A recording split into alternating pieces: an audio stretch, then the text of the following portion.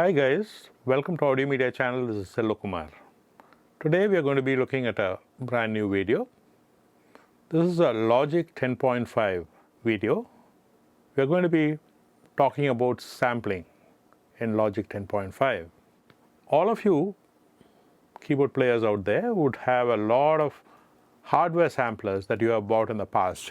Here I have a Korg M3. This is a very famous synthesizer come sampler. It's a very good keyboard and it's got tons and tons of sounds. So if you need these kind of sounds from the Korg M3, you just need to carry the keyboard along. So if you're going to go to a live concert, you'll have to lug all these keyboards around. So if you want a Roland kind of sound, you would need a Roland Phantom keyboard, or if you want a Moog, you need to carry a Moog with you. All that is going to be like a lot of lugging around, which is not possible today. Today, concert scenarios have become very simple. All you need is a Apple laptop and a main stage from Apple. Main stage is like Logic, but it's got all the sounds of Logic, but it's more geared towards live performances. I'd be doing a separate video on how to use main stage. So this video, we are going to concentrate on how we are going to sample these sounds into Logic. So we don't need to lug these keyboards around anytime soon. So it was always possible in Logic to do that using the ESX24 sampler, even in Logic 10.4 and the previous versions. But with 10.5, there's a new trick.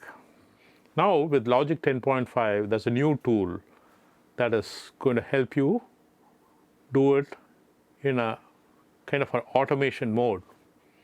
This is a utility called AutoSampler. So you just need to open it in your MIDI instrument and you can sample the sounds from this keyboard automatically. So you can specify how many layers you want to sample and how many samples you want to take per octave. The first thing you'll have to know, there is a basic setup that you need to do. So I have this Korg M3 keyboard here. I've taken the left and right output from this keyboard and given it to my sound card, input 1 and 2. That's very essential. And then for AutoSampler to control this keyboard, you'll have to either give a MIDI input or you'll have to connect the USB port of the M3 keyboard to the computer. That way, if AutoSampler need to call for specific samples, there has to be a MIDI connection between the computer and the keyboard. When you hit www.audiomediaindia.com, you go to our portal, and this is our portal. We have around 12 courses available which are online now. So you have a couple of courses for DaVinci Resolve, both in English and Tamil. And in terms of audio, you have a Cubase 101 program, you have a Pro Tools program, you have Final Cut Pro 10, Logic, and a BMD certified course. So the Logic 10 Professional Music Production course is an Apple certified course, in the sense like it uses the Apple certified course material, and once you finish this course, you can even write the Apple exam and get a certificate from Apple. Now we are going to go into auto sampling. So first thing is I need to open Logic. So I click on the Logic icon on the dock. I create a new project, File, New, and I want a external MIDI because this is an external MIDI keyboard.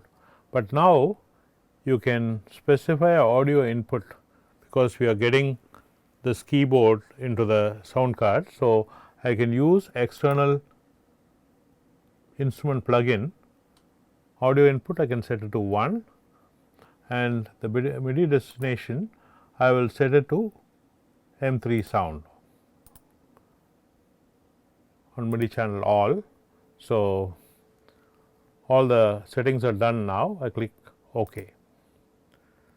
So I just close this, and Here I need to accentuate the AutoSampler plugin. AutoSampler plugin will not be in the audio unit section, it will be in utilities or AutoSampler mono. So if I click on, I can hear the keyboard sound getting triggered. So now what I want to do is, I want to sample C1 to C6. I want to sample 5 semis. So that way I get some 3 to 4 samples for an octave. I go to the velocity layers, I set up 2 layers. The first layer I want to take it from like 30, and the second layer, so you can see the accent happening there. So I'm actually going to take 2 samples. Everything is set up properly. Auto loop need not be on because I am taking 10 seconds long sample. We are not going to sustain more than that. So this is the setting I have kept. I hit sample. I need to give it a name. So I'm going to say M3 synth sitar. Synth sitar is the name I'm going to give for this patch. I say start. So it's taking the lower velocity first, the higher velocity next. This it will do for every note.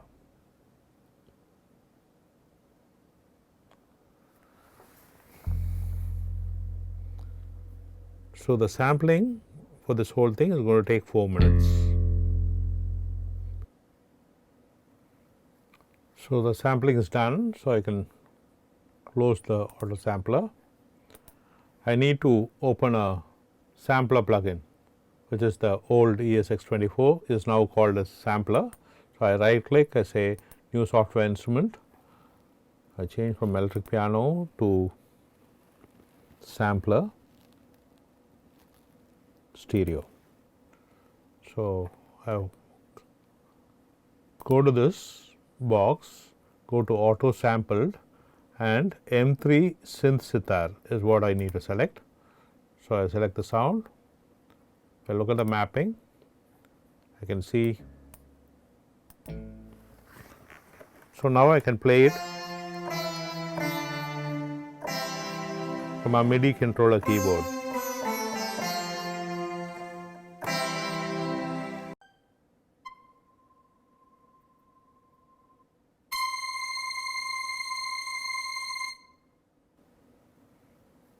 So the sampling is done, so I can close the AutoSampler.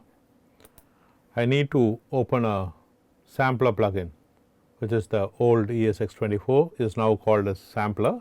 So I right click, I say new software instrument. I change from electric piano to sampler stereo. So I go to this box, go to auto sampled, and M3 synth sitar is what I need to select. So I select the sound. If I look at the mapping, I can see. So now I can play it from a MIDI controller keyboard.